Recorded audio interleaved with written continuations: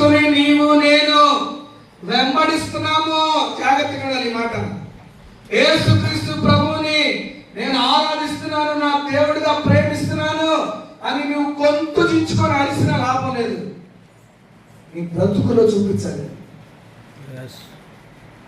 నీ బ్రతుకులో చూపించాలి. ఈవెన్ పాస్టర్ గారైనా సరే. ఈ బాధ నీకొక్కడికే కాదు, నాకు కూడా. నేను ఇటువంటి బోధ చేస్తా, నా దగ్గర 10 రూపాయలు ఉంచుకొని 5 రూపాయలు ఇవ్వలేదు అనుకో, నేను కూడా 10లో ప్రత్యేకలను ఇవ్వనటువంటి వారిలాగా. నీ పునాది దేని మీద నువ్వు, ఏ పునాది మీద నువ్వు నీ ఇంటిని నిర్మించుకుంటున్నావు, కట్టుకుంటున్నావు. ఇప్పుడు రోజుల్లోనే కాదు, యేసుక్రీస్తు ప్రభు బ్రతికిన రోజుల్లోనే ఇవన్నీ ఉన్నాయి. పరిణామాలు, ఈ మార్పులు, ఈ అనుభవాలు ఇవన్నీ ఇప్పుడు కొత్తగా వచ్చినవి కాదు. అమ్మా చూడాలి, కొత్తగా వచ్చినవి కాదు. అందుకనే ఈ బైబిల్ ఎంతకాలం క్రితం రాసింటారు.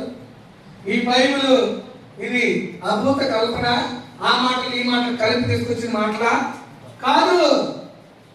ఇక్కడ సృష్టి ఆరంభము ముందు నుంచి సృష్టి ముగింపు యుగాంతము తర్వాత కూడా ఏమేమి జరుగుతాయో పరిణామాలు అన్ని కూడా దీనిలో